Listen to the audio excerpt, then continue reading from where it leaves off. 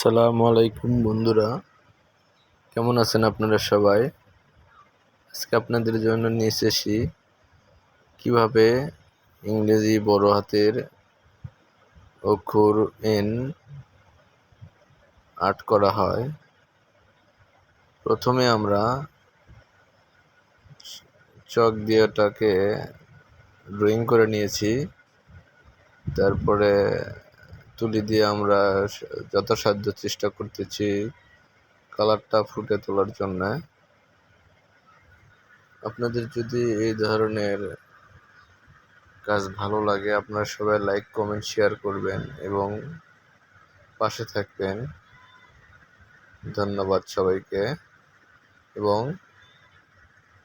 চ্যানেলটি আপনারা সবাই সাবস্ক্রাইব করবেন, যাতে আরও নতুন নতুন ভিডিও আপনারা পেতে পারেন।